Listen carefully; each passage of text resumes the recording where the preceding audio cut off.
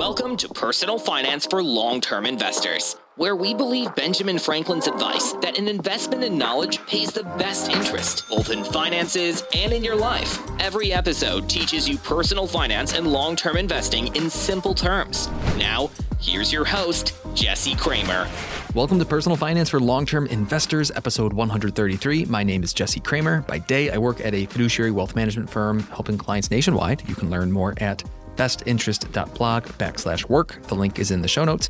And by night, I write the Best Interest blog and I host this podcast. I also put out a weekly email newsletter. And all of those projects help busy professionals and retirees avoid mistakes and grow their wealth by hopefully simplifying their investing, their taxes, and their retirement planning. And Rubin Miller is going to be joining me today. Before introducing Rubin, we're going to do a quick review of the week. This one is from NC Palm At, who says, 5-star review, great listen. Jesse is very relatable and easy to follow. I always leave having learned something new. Well, NC Palm At, thank you very much for those kind words. You can shoot me an email to jesse@bestinterest.blog, and I'll get you hooked up with a super soft podcast t-shirt.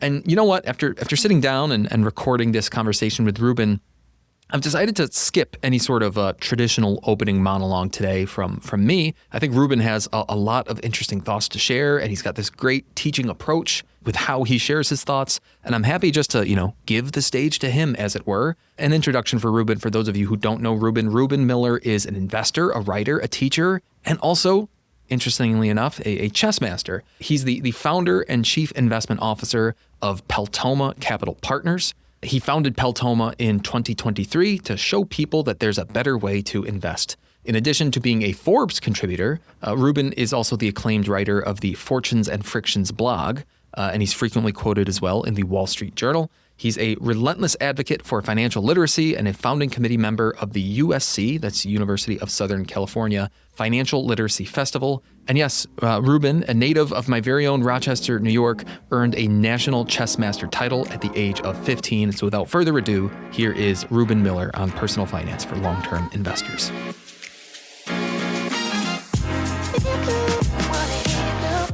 All right, Rubin, one thing I hope to lean on today is your experience as what I would call an insider in the investment management industry, due to your experience at the highly regarded dimensional funds.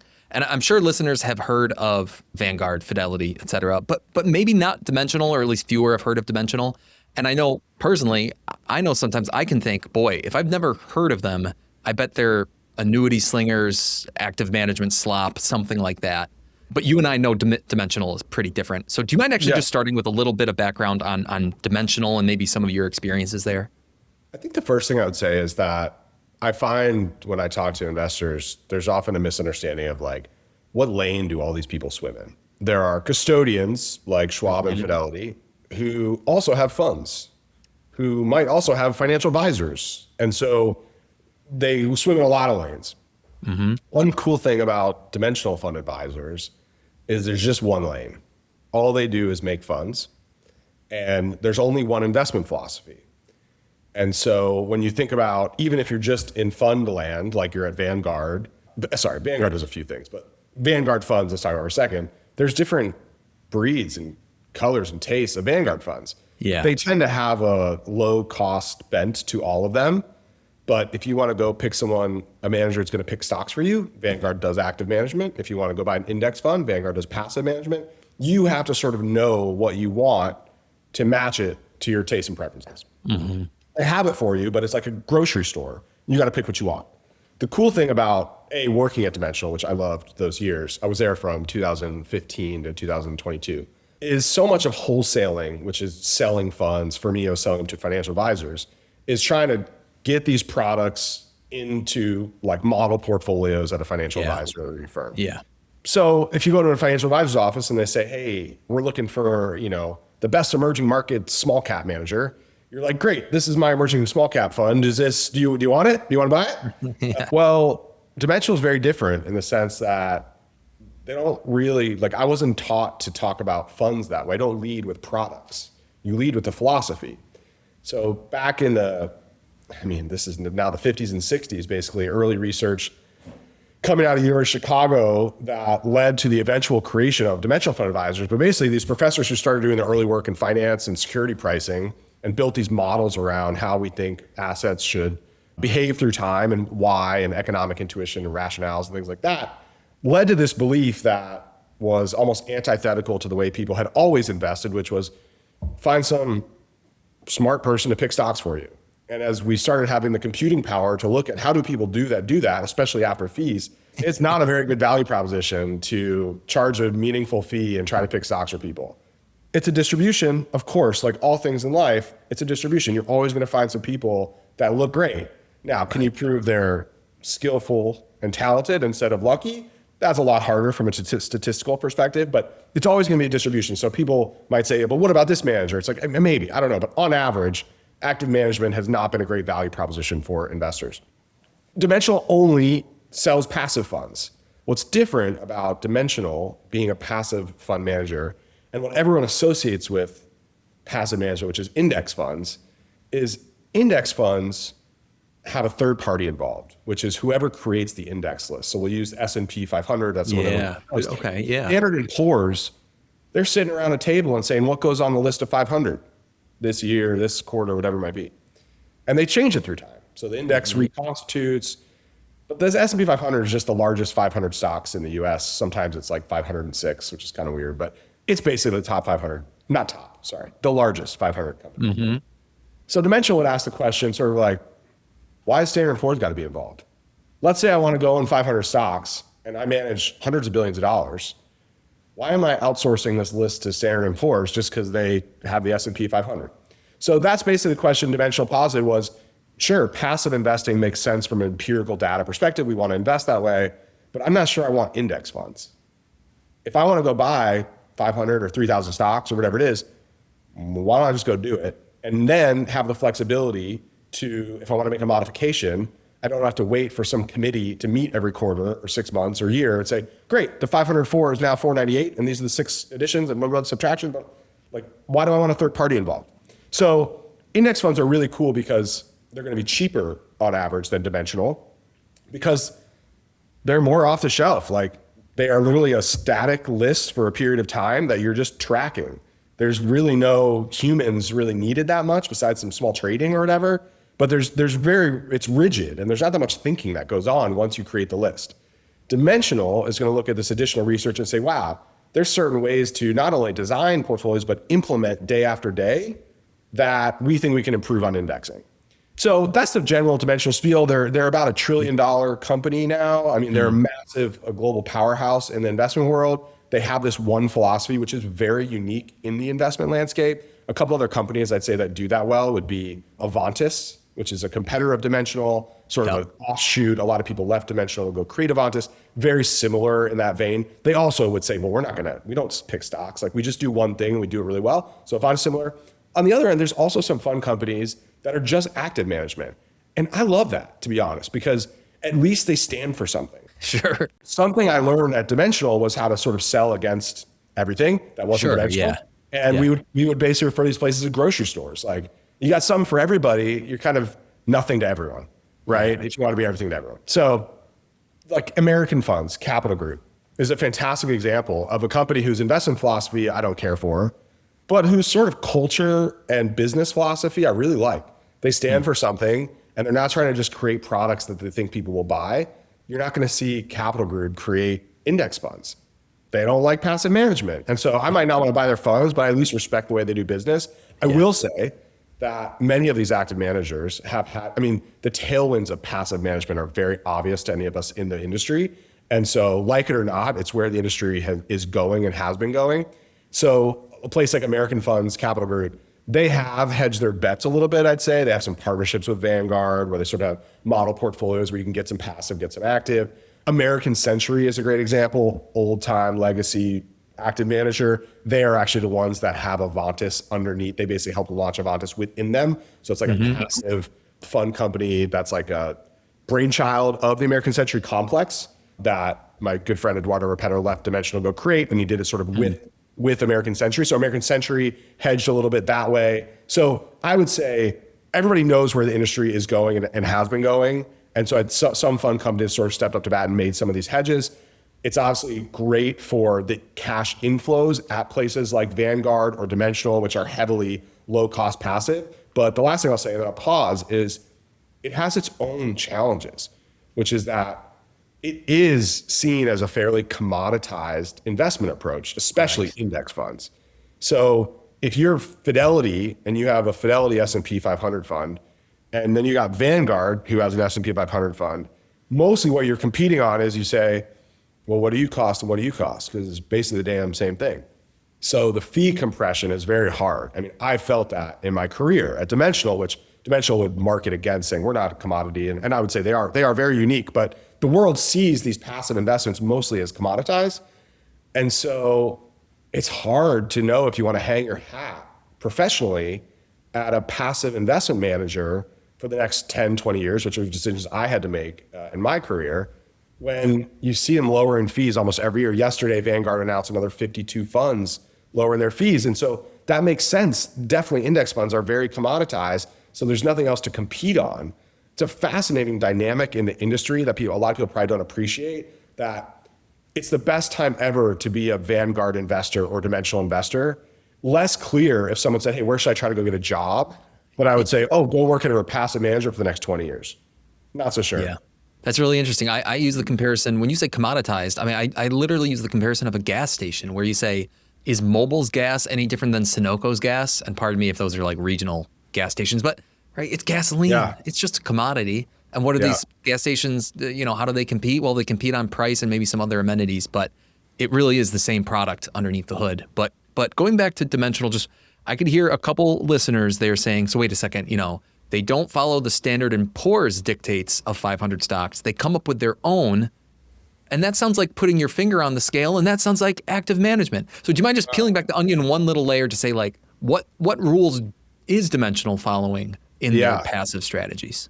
Great question. So passive is my word. It's also the way Gene Fama, who Nobel Prize winner that is associated with Dimensional, would describe how they invest it. The industry classifies Dimensional as active. So it is worth delineating because it's kind of confusing, especially people that don't work in the industry. But when I think about active management, what I'm really referring to is traditional security selection.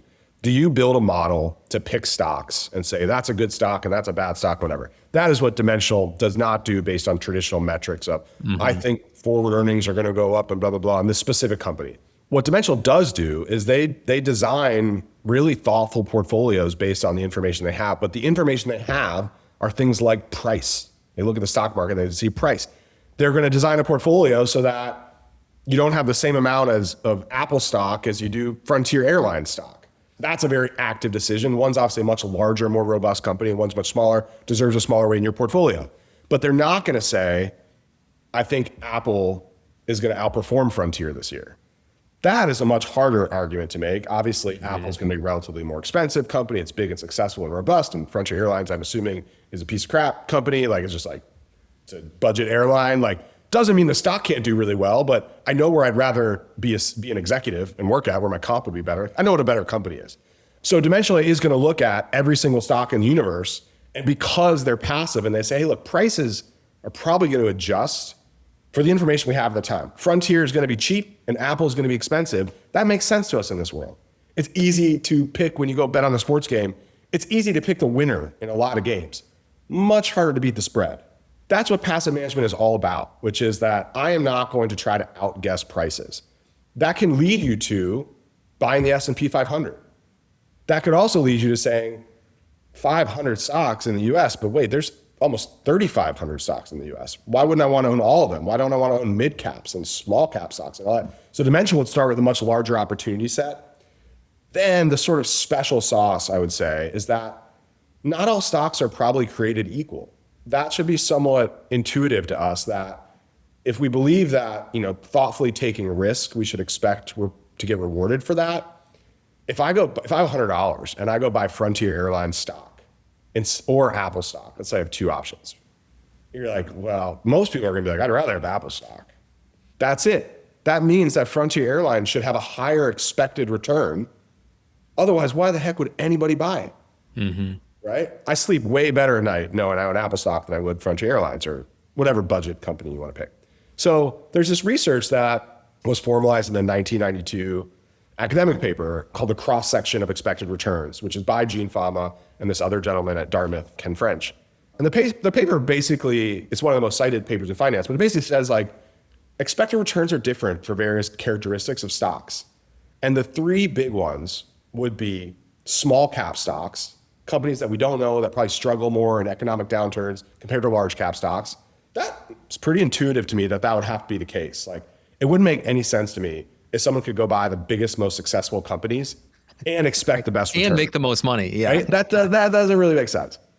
Then value stocks, which is small cap versus large cap, is an outright measure. You say, what is the market capitalization? This is a $200 million company or a $500 million company. Value versus growth stocks, that's a relative measure. You say, what's the price of this company for how much it earns each year? Or some measure like that. You're going to now have a division, a fraction that you're going to look at. So it's a relative value. It turns out that stocks that have sort of depressed relative prices become value stocks. So they trade at low prices for how much they earn. Those have also outperformed historically. Tends to be nobody wants to work at a value stock company. If you go look at a list of value stock companies, it's the opposite of the growth, which is Meta, Amazon, Google, Net. Also tend to be not the shiny companies. The big shining ones are the easiest to buy. Those are the growth stocks. And over time, those have underperformed. And then the last third sort of data cut that I'd say came on, I think the paper was written in 2013, but it's this relative measure called relative profitability. And it's the opposite side of value. It's actually by Robert Novi Marx at Rochester. And this is this idea that it's the opposite side of the coin from value. If value says there's two lemonade stands and you want to say, you look at them and they both make $100 a summer. Two lemonade stands, same idea, and you say your profits are $100 a summer. The only question you have to ask if they're basically the same thing is, great, what do you cost and what do you cost? Because if one costs $70 to buy and one costs $30 to buy, I'm going to buy the $30 one, lower price per earnings. That's value. Profitability puts that on its head and says, okay, now I'm going to standardize the price. I am going to buy a lemonade stand for $100. Now the question you ask is, great, who makes more money every summer? So let's tie this all together. The US market has, as I said, about almost 3,500 stocks. Now you say, I'm going to own the whole market. I obviously want a diversified portfolio. I'm going to start the whole market. Dimensional is going to do that. Then they're going to say, okay, I want to slightly overweight the small cap stocks. Those have higher expected returns. I believe they're riskier, and so I expect to do better. Now, if I just build a tiny portfolio and just buy like Frontier Airlines or a few things like that, one could go bankrupt and disrupt my entire life, right? Like my entire financial life could be exploded by a small bet like that. So what you really want to do if you want to capture a premium, like a small cap premium, the expectation and historical realization that small caps would do better than large caps, is you got to basically buy all of them to accommodate that some of them might go bankrupt, right? Yeah. And some of them are going to shoot to the moon, and you don't know which, but historically, small caps have done better. I have no reason to think it wouldn't be true in the future. Makes economic sense to me. So we're going to overweight small caps. Then we're going to slightly overweight value stocks. And the third one is going to be, okay, let's overweight high relative profitability companies. So you take this portfolio of the whole market and just sort of tilt it towards these premiums. The deeper you tilt, the higher, we would say, expected return you can have. But the more tracking error you're going to have to the 6 o'clock news when your client sees the S&P 500 did 1% today. Well, if you own a bunch of small and value stocks, like you don't own the S&P 500. So a decision an investor, allocator, advisor like us has to make is, if I believe all this stuff, how much do I want to tilt toward these premiums, knowing that the trade-off is going to be tracking error? The other crazy thing that I feel so few people grasp, like how vicious this is investments are so noisy over horizons that we're very uncomfortable with. So small value stocks, they basically stunk for like 15 years. Like the most recent 15 years, like the S&P 500 and QQQs, NASDAQ, those things have shot out the lights. Those are basically, the Qs are like large growth stocks, high tech. They trade at very high prices, often for very little earnings. People are basically betting on the future. They don't need to see earnings today. And they smoked small value stocks for a while. So when we say there's a small value premium, that's almost 100 years of data looking for statistical significance, knowing that there are periods of like 10, 15 years where you underperform. So we know that ahead of time. So we have to sort of set expectations to ourselves if we're DIY or with our advisor has to make sure we know, like, hey, this might not work for a long time, which is an argument probably to not deviate too much away from the market itself. So it sounds like you're saying that Dimensional has a set of rules in place, right? It's these value rules and small rules and profitability rules. And once the rules are in place, that helps define the quote unquote index, right? It's not like mid-year they're saying like, you know what, we decide we're not going to go with value tilts anymore. Like the rules define the index. And now, just like, hey, S&P defines their rules for 500 stocks a certain way, and Dimensional defines their rules for these tilts a certain way. And then once you have the rules in place, you're just passively following along. Is that more or less it's how it pretty works? close. I would say there's some day-to-day management. What they're trying to say is there's going to be drift in the portfolio. Let's say we buy the market, we tilt to small value and profitability, and now one stock that was small in value is kind of becoming mid-cap and growthy. Dimensional has the ability to go trade that stock out of the portfolio, especially if it's a mandate. If you go buy Dimensional's small cap value fund and a security drifts out of that definition, you kind of you'd want to say, well, at least you're thinking about selling that thing, right? It doesn't fit what I hired you for. Index funds don't do that. Index funds don't do anything until they reconstitute and the list changes. So you can own securities that don't fit a small value index anymore in a small value index because they drifted higher. You know, like GameStop would be the perfect example. GameStop, when it become a meme stock, you go from small value to large growth potentially overnight. But if you're an index fund, you might not reconstitute for another 4 to 6 months. So Dimensional would say that having the flexibility to do trading like that, Avantis similar, they would say that's a big benefit. Again, price matters. You and I can be like, hey, look how amazing advisors we are. Like everybody should hire us. No way, not everybody should hire us. Like, because we would have to adjust our prices, right? Like everything has to have a price that clears. And so everything has to be a good value for the price. So for you and me, obviously, if we're really good, we should charge higher fees as an advisor. That's going to make us not a great hire for some people who maybe don't have that complex of lives. For investment funds, active management is just hard because you're constantly wanting to charge more for this expertise you have in how to pick stocks, and the majority of active funds don't outperform. For index funds versus dimensional, that's a fascinating conversation because I would say, and my friend David Booth would say, who started a company, that they wouldn't have a business if they couldn't beat index funds. Why the hell would anyone buy their funds, which are going to be more expensive because they have to pay portfolio managers to trade every day? Mm-hmm. They wouldn't have a business if they didn't beat index funds. Over the long run, they've done a very good job of beating index funds. Obviously not every single fund, but amazing track record that Dimensional has and to design and implement portfolios like that. But they cost more. And so in a handful of years where the S&P 500 index does amazing, even a comparable fund, maybe a Dimensional that owns some larger stocks, shit like that, like you might easily underperform for a while. So advisors like us or investors have to say, gosh, do I want to keep doing this Dimensional thing that's similar but has a higher expense ratio every year? So it's hard. It's a very competitive landscape. Like, you know, I'm out of it now. Like you and I are in the financial advisory world. We get to choose which funds to own for our clients. But I look at, you know, the inner workings of these fund companies. It's a tough business. We're all long-term investors here, right? And we have to internalize these ideas that whatever decisions we make in our portfolios, hopefully we're making them with the long-term in mind, or at the very least, maybe what we're saying, maybe in equities especially, right? If you want to own 1 year treasuries, because that's what's going to fund your next year of retirement, Sure. I get it. That's not a long-term decision. I think it's a very prudent decision, but that's not a long-term decision. But especially on the equity side, whatever we're choosing to do, whether it's all S&P 500, whether it's a 50-50 mix of domestic and international, whether it's tilting towards what Dimensional tilts towards, I mean, we have to have some internal faith that we're making these decisions because over the next, not 5 years, I would argue, maybe not even 10 years, I'm talking over the next 20 or 30 or 40 years, we think we're going to see some sort of pattern play out. Here's a quick ad, and then we'll get back to the show. Did you know my written blog, The Best Interest, was nominated for 2022 Personal Finance Blog of the Year, and it's been highlighted in the Wall Street Journal, Yahoo Finance, and on CNBC?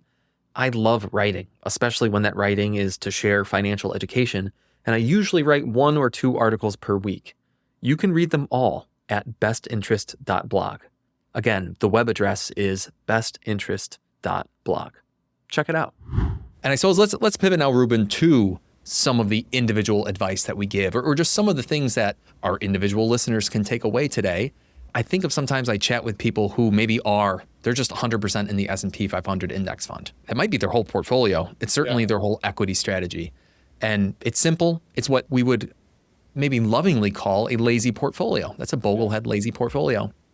And it's probably going to work out too. As long as they don't get in their own way, I would say it's not a terrible portfolio by any means. Exactly. And there is this line, though, where you might say, yeah, it's not terrible, might be a little incomplete.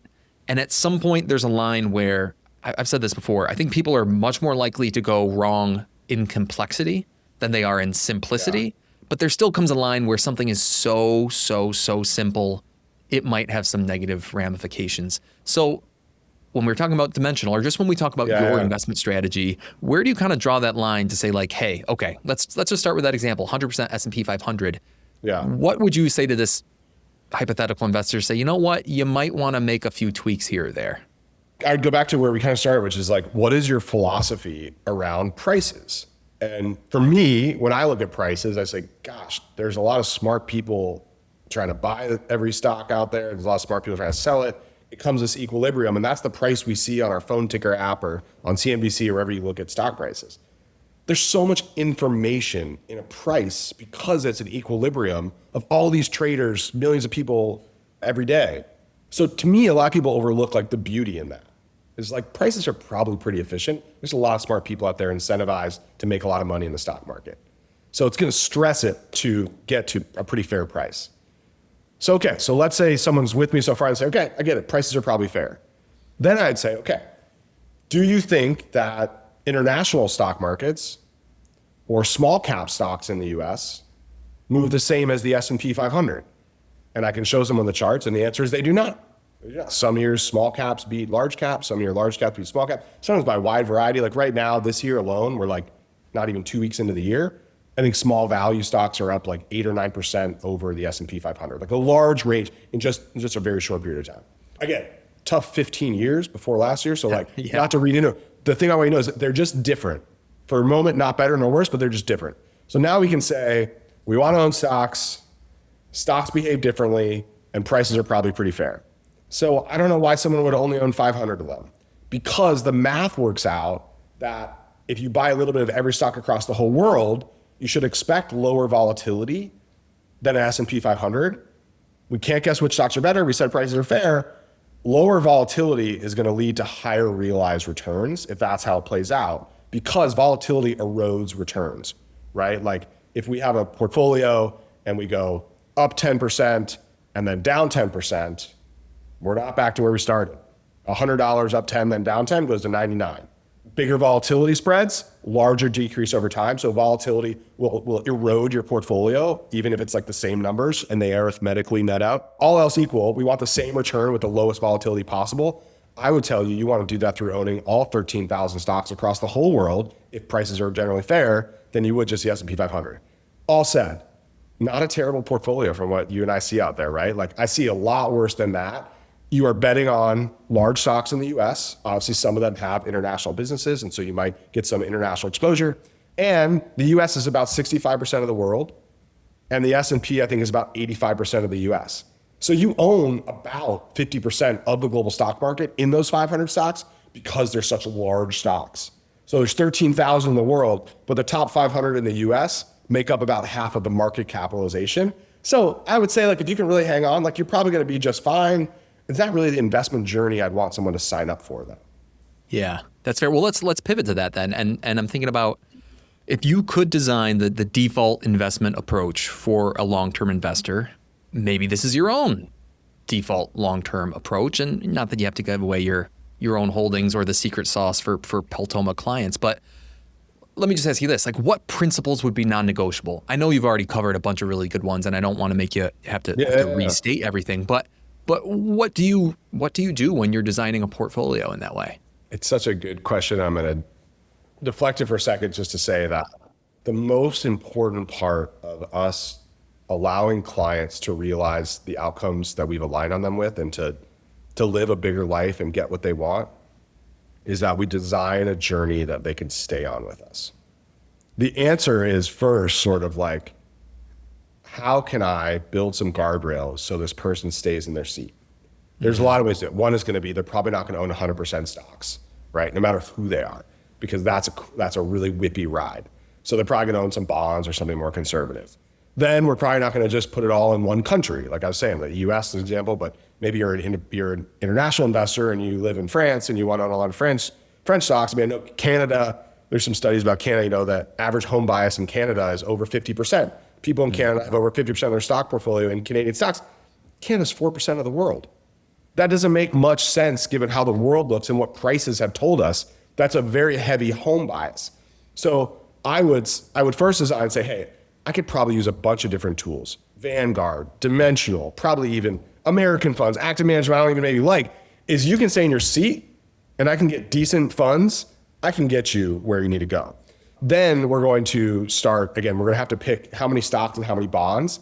That's a decision that's going to get updated every year through the planning work that firms like ours do, right? Like people's goals change, their retirement hopes, spending, things like that. So that's another one of the outsized drivers of your outcomes is just going to be how many stocks you own and how many bonds you own. Because over time, very different expected outcomes and journeys. Then this is where I sort of, having a career at Dimensional, pivot a little bit from the way I think a lot of people that work at a quanti, egg-heady place like that is.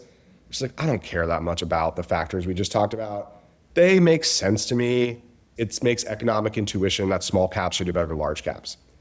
That said, like I've seen how noisy the data is, and I got to make sure this client is going to stay in their seat if I tell them, hey, look at this super smart firm, Dimensional and Gene Fama, and we're going to overweight small caps, blah, blah, and then all of a sudden small caps suck for 15 years. That's a pretty tough investment journey. So the idea of tilting a portfolio towards anything away from what clients see on the 6 o'clock news, you got to be very thoughtful that if you stretch it too far and it doesn't work, you've introduced this probability that they might not stay on this journey with you. So what I'm always interested in with clients, I'll give you a great example in a second, but I am interested in ensuring that I do what I can to decrease the probability that they will get off the bus with me. That means often I'm willing to sacrifice expected returns, maybe own less value stocks or something, because I'm afraid that the tracking error towards what they see on the news or hear from their friends at a country club or something like that might lead them to fire me and go buy an annuity from someone. That is the most important thing. Here's the interesting thing about our firm, and where my partner Rachel Levine and I almost disagree. Anytime a client has a lump sum of cash, I've never not suggested dollar cost averaging for a meaningful amount of money. Yeah, so we just brought this client, Northern California, at $6 million. And first thing I walked through was like, hey, I suggest you dollar cost average this. All the spreadsheets say don't do it. If you Google it, it'll say higher return if you just put it all in the market. I am telling you, take your lower expected return, because dollar cost averaging, if you have $6 million, maybe you put in $1 million every year for 6 years. Slowly get in. We wouldn't do it over 6 years. We're doing it over about 2 years, but a little bit over time, as opposed to all on day one. If you look at the spreadsheet answer, markets go up over time. So it looks like most people would be better off looking backward, just having put it all in on day one. But I know, like March and April of last year, I know that the stock market can go down 5 to 10% in a single day. I was on a trading desk in 2008. I have seen a lot of crazy stuff. I do not want any investor to experience what I've seen the day after they just put $6 million in the market, or whatever it might be, whatever's a lot of money to you. That is a journey where I've increased the probability that someone might get off the bus with me. With this client, for instance, like I have embraced a lower expected return because I know it increases the probability that we'll at least get to where I want to get to with them. My partner, Rachel, who's smarter than I am, disagrees. Not disagrees, I would say. She likes to push back and remind clients, just so you know, you're probably going to be better off if you just do this all at once. She likes to take, hey, why don't we coach them maybe to be able to do it? I am just not comfortable with that, because most of our investment lives are going to be driven to the positive and the negative by 15 or 20 days, right? Like that is it. I mean, back in April, the S&P went up 10% in one day. That is bonkers. It's that 8 Sigma event you wrote about, right? Yeah, the 8 Sigma event. On Friday, silver was down 30% in one day. A metal that people have probably traded for thousands of years changes price 30% in one day. So we have these inflection points, 9/11, COVID, great financial crisis, tariff, last March, April, where a handful of days drive such crazy outsized outcomes in our life. So a lot of times too, whether I'm trying to figure out, do we dollar cost average this, or do we own a little bit more small caps? Some of these decisions to me are already noisy, but also small in magnitude compared to what I know is going to happen in a journey with an investor, which is we're going to see some crazy shit the next 20, 30 years together. And the more I can communicate that to them, like you're probably doing this too, like reviews for last year right now, and like client returns look amazing because markets did really well, and like blah, blah. And I'm just like telling everybody, like, do not expect this every year, right? Correct. This is 3 years in a row now. Correct. I launched my firm 3 years ago. So I couldn't have had more serendipitous timing. I got to keep telling people, set expectations. That's always going to be this way. We can't control risky assets. So I went off a little tangent there, but let me tie back to the comment I was making about factors, which is I think it's much more important people build a portfolio they can stick with. You keep your fees low and your diversification high. I don't really need to go much beyond that. We do tilt our portfolios a little bit. Most of our clients don't care. They just don't care. It's just not really what drives a lot of our conversations. But I think you cannot argue with someone who just owns the market itself and really care more about what's the right weight of owning the market, the stocks in my portfolio, versus something like bonds or real estate, whatever we're gonna do. Like, be very thoughtful about the split between different profiles of risk assets. But whether you tilt with DFA or Avantis or something like that versus Vanguard, that to me is less interesting because it's so noisy, and we've just seen it be so noisy the last few decades. So still, I love Vanguard and Dimensional and Avantis. Like, they all are great. I'm less interested by that than most people that work in our industry that like this kind of quantity stuff. Going back to dollar cost averaging versus lump sum, I mean, it's at one point, I'm an engineer originally, right? I'm a spreadsheet guy, and show me the numbers. And the first time that I went through the whole lump sum math myself, and I was like, well, this is easy. You always lump sum. But then, yes, it's funny. Like, if you only think like a calculator, then you will come to the answers that a calculator comes to. Mm-hmm. When you start thinking like a human who's got this sometimes irrational brain in our head, you realize that you can make decisions that appear right on paper, and maybe 70% of the time they work out in reality, but that other 30% of the time is really, really painful. I think Kahneman would call that loss aversion or some version of that. Something I've adopted, maybe like 80% of client scenarios that I've adopted is I explain to them the math of lump sum versus dollar cost averaging. Maybe they already know it. And I say, I would propose this following scenario where no matter what, you're going to look back 12 months from now with about 50% regret, because we're going to lump sum 50% on day one.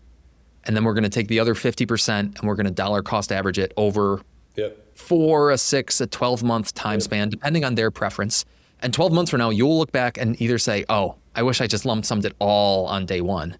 Or you're going to say, boy, I wish I dollar cost averaged it all over 12 months or whatever. You might look back 5 years from now and be like, oh, now I see. Because that's the other thing. It's hard to make a decision in the stock market and then only 12 or 18 months later know whether it was smart or not. As we said before, these are multi-year decisions. So it's a very interesting topic. And they're binary, right? Like, binary financial decisions are so complex because, as you described perfectly, we are going to look back and one of these will have worked out better. How do I work on the art side of your and my job to communicate the behavioral side of this, which is that we have got to be comfortable with being wrong. But you just have to get comfortable with it. We just have to make the best decisions we can with the information we have at the time. And it's hard. Everybody wants everything. Here's a quick ad, and then we'll get back to the show. Serious question. Why do podcasters constantly ask for ratings and reviews? Yes, they do help highlight our shows to new listeners. They help strangers find us on Apple Podcasts and Spotify. It's totally true and a good reason to ask for ratings and reviews. But I have something more important, at least more important to me. I want to know if you like this stuff. I want to know if you like my podcast episodes, my monologues, my guests, the information I share with you and the stories I tell. I want to improve and make your listening more enjoyable in the process. So yeah, I would love to read your reviews. And sure, if you throw a rating in there too, that's great. If you like what I'm doing, please share it with me. It's such a great feeling to read your feedback. I'd love to read your review or see a rating on Apple Podcasts or Spotify. Thank you. I told myself I wouldn't turn this into an interview about chess, Rubin, but it is funny. As part of your introduction, I mentioned your chess background. You're a very accomplished chess player. It's so ironic that chess is this game where you can always look back and say, oh yeah, boy, knight f7 was a pretty bad move there. I blundered. I missed something obvious. Like, it is so black and white. You can always look back and know whether you were right or wrong, or maybe you know in advance that you were right or wrong when you make a move. But the world of investing and financial planning just doesn't work out that way. There's so much about the future that is unknown, and there's so much about the current problem, quote unquote, that is not solvable in the traditional sense. We just have to make a probabilistic bet. And like all probabilistic bets, you try to make the one where the odds are in your favor, the decision where the odds are in your favor, but you have to accept the fact that some percentage of the time you'll be wrong. It's hard. It's not easy. It's one of the perils of this meme mania we've kind of gone through, is that you can't really assess the quality of your decisions in investing by your outcomes. And that sounds crazy to people, but you have to assess decision quality rather than did I make or lose money, right? Like you can go to a poker table and be a complete jackass, and sweet, poker is similar. You're perfect, like you're spot on that chess is different. I'll give a comment. It's probably better to say like chess amongst good chess players is different. Obviously, you get bad feedback loop because the person doesn't know how to make the right move and show you why you made an error that made. But if you look at, I wrote this post, probably 3 years ago on my blog called "Do Chess Players Make Good Investors?" I would love to say yes. As you know, like I grew up where you are now. Rochester has an amazing chess center, Rochester Chess Center. I cut my teeth there. I was like a young chess master traveling the country and stuff. I owe it all to that Rochester Chess Center. And when you play chess against good players, you learn very quickly. In a lot of things, you have to take a lot of lessons. You need a coach. It helps, obviously, at some level to get a coach. But the reality is, if you have a quick feedback loop in anything in life, you know you got to change directions. And if good chess players play each other, use quick feedback loop. You goof up, you're going to get taught a lesson. My article that I wrote, basically I just looked at different sports and games like poker and backgammon and Scrabble and chess. And one way you can know how much luck is involved is simply by how persistent is the world champion every year. Back in like the 1880s, this guy was world champion for 30 years in a row. Magnus Carlsen was present day. He's been a world champion. He's been the best player for like 10, 15 years, depending, tournaments are kind of weird on how you get labeled, but like he's by far like the best player in the world for 10, 15 years. There's information in that. There's not that much randomness. And if you see that in chess, there's no randomness. All the information is on the board. You might not know what to do with it, but there's no dice that get rolled. There's no cards that get flopped, whatever. In poker, it varies a little bit, but if you look at like the 15 years, like trailing, I believe like a few times the same person pops up. So you say, okay, there's got to be some randomness or luck, but you got to be pretty good at some point to be able to do that. So it can't be all luck. It's not like the whole world's shooting dice, right? That's going to be a different. So it was really interesting to look at that. And then backgammon has like a little bit of luck. Scrabble was fascinating because Scrabble to me has so much luck. Yeah. But it's also so hard. Like, you see people play Scrabble, it's ridiculous. So there's some persistency. Like maybe somebody was like the last 15 years was world champion like 4 times. And you're like, okay, so they like got good enough tiles and they're also just dirty. They know a lot of words, I guess, right? They just know words. Yeah. So the reality is like investing is so noisy that like chess players probably don't make good investors. They expect that if they do the right thing, then they get the outcome that they wanted. If I play a really good game of chess, I will win. That does not work in investing, right? That's why you need a really long time horizon, like you were talking. I need a long time. I need to be a long-term investor because I need some of this noise to net out. One great line that my friend David Booth says is, in the long run, it's all about expected returns. So design the best portfolio you can and stick with it. Your expected returns over long periods should be similar to your realized returns. So if stocks do 8 to 10% on average per year and you have a 30-year horizon, you're probably going to get close to 8 to 10% per year. In the short run, returns are really dominated by unexpected returns. It's the stuff we don't expect to happen on the 1 year basis, new news that pops up or whatever. We have these drastic changes. I mean, last year, emerging market stocks were up 37% last year, right? Like, who would have guessed that in the beginning of the year? Now, in the long run, these historical returns that we can analyze, it's very uncommon that over even a 15-year period or longer, that people haven't gotten around 10% every 15-year period. It's just been way more consistent than you would ever guess. Things just tend to net out where that is the price for doing business. If you're going to go own other people's companies in a diversified way, you've returned about 10% per year, and that tends to make sense for the risk you're taking. Super noisy in the short run. Short run is driven by unexpected returns, but in the long run, driven by a well-calibrated expected return. That's awesome. Rubin, I feel like you're more of a podcast pro than maybe you let on. The way you explain these thoughts is just so crystal clear, at least to me. Thank you. I appreciate the way you speak. I really like the way you write. And so maybe, can you just real quick tell the listeners, a little bit about fortunes and frictions Yeah, sure. and tell the listeners a little bit more about Peltoma and how they can reach out to you. Sure. Well, one of the other things about investment managers like Vanguard or Dimensional or things we're talking about is they have a lot of compliance. So if you work there, it's very hard to also maybe have a public presence. If you want to have a podcast or have a blog, it's not their problem. There's a lot of regulation. Obviously, different fund companies might be more or less strict on it. But when I was working at Dimensional, I've always had this creative itch, and it was hard for me to use it while working at this sort of very white collar, highbrow fund company. Not their fault. It was just a bit of a mismatch from personality wise eventually. So when I left, I knew I wanted to do something creative, and it was probably going to be a blog. And so I launched Fortunes and Frictions, I guess about 4 years ago. It's just fortunesandfrictions.com. I tend to just, frankly, I write about whatever the hell I want to write about. That's actually the best way to describe it. What I care about, and so what I write about, tends to be it's the art and science of what we do and the things that investors face. I sometimes write about literature. So that's kind of whatever's on my mind. If I'm reading something cool, I'll find a way to tie about it. I'm writing some about prediction markets right now and Taylor Swift and whether Taylor Swift's going to get married at the end of the year, just like by the end of the year, just dropped precipitously. And I noticed when I saw that, I was like, I bet you everybody sees that and says, oh my gosh, what happened? Right? Like that's where our brain goes. Sure. Somehow in the stock market, people don't do that. People all of a sudden think, oh, that's cheap now, or I want to sell it or buy it. It's like, no, something happened and now the price is reset again. Yeah. And I have been working on this, noodling it so nobody steal it. But so I write about just stuff that comes to mind. I've been lucky that some, prominent people in our industry have cared and shared it with others. And so it's been a really fun outlet for me. It's funny. Podcasts I kind of wish I'd done a podcast at this point. I really love writing, but podcasts are a little bit, you just come and shoot like we're doing today, and then you hit publish. Some of these blogs might take me 15, 20 hours. And sometimes I'm like, I think a podcast probably have bigger reach anyway. Like I listen to more podcasts than I do read blogs. I enjoy writing. The audience, I think maybe one unique thing about my blog is it's not targeted to anyone. So to anyone that I'm trying to get to be a client. And that comes across. There's no ads on it, like no fault to anybody else, but like it's an approachable blog because you can tell I'm not spamming you with stuff. Yeah. I'm literally like, you're just getting in my brain with me for a while. And so that's fun.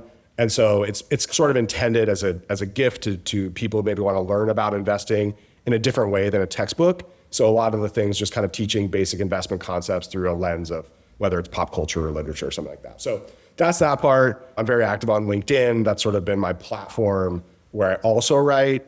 I'm a little bit more playful on there and I just kind of goof around. I always say I kind of treat LinkedIn like it's Twitter. And as long as I'm the only one doing that, which so far in our world I sort of am, that works pretty well. Someday people will catch on and realize that's not a bad way to do it. So I'll lose my head start. But yeah, that's mostly where people can find me. Then the firm, Peltoma, we're a boutique RIA I live most of the year in Austin, Texas, and I have a business partner, Rachel Levine. She also worked at Dimensional, and we have a third colleague, Emily Moran. She also worked at Dimensional. We basically, at Dimensional, when we were wholesalers, we saw hundreds of advisory firms across the US, across the world. And Rachel and I just kind of said, like, I kind of know what firm I'd want to be a client of. Let's go build it. And so that's what we've done. We work for about just over 70 families and a couple of institutional clients. Rachel and Emily are both, Rachel especially is just a fantastic financial planner, and Emily is quickly rising to do so as well. I focus a little bit more on the investments and some of the business development. But people have this idea that you need an enormous firm. There's a lot of benefits to big firms. Like, I don't have everything. If you want to be my client, I can't prep your taxes. I got to outsource trust stuff if we need some estate planning. I know how to do it. I know who to call. I can get it done. But definitely, firms that wrap everything up for you, I'm sure your firm has more robust capacities than mine. Just to trade-offs, right? Like how much you want the person, like how much you want to work with Rubin or Rachel versus like how much you really want your tax prep tied in with your financial planner.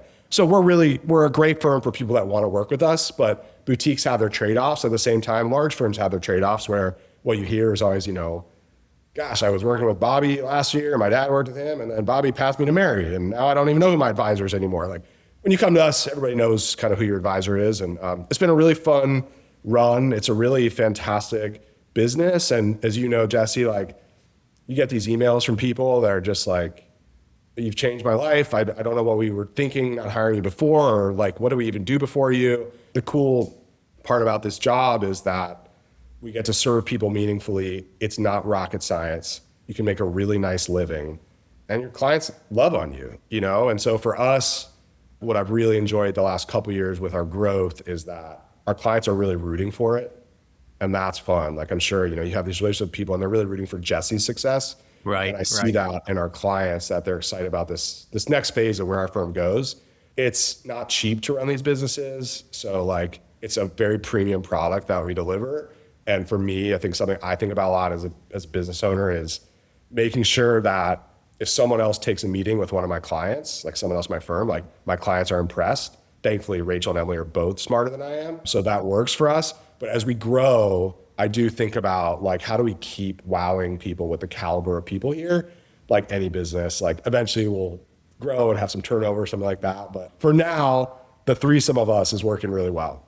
Thanks for sharing that story with us, Rubin. And thank you for sharing everything with us today. Listeners, we will throw all the relevant links into the show notes. And Rubin Miller, thank you for joining us on Personal Finance for Long-Term Investors. Thanks so much. Thanks for tuning in to this episode of Personal Finance for Long-Term Investors. If you have a question for Jesse to answer on a future episode, send him an email over at his blog, The Best Interest. His email address is jesse@bestinterest.blog. Again, that's jesse@bestinterest.blog. Did you enjoy the show? Subscribe, rate, and review the podcast wherever you listen. This helps others find the show and invest in knowledge themselves. And we really appreciate it. We'll catch you on the next episode of Personal Finance for Long-Term Investors. Personal Finance for Long-Term Investors is a personal podcast meant for education and entertainment. It should not be taken as financial advice, and it's not prescriptive of your financial situation.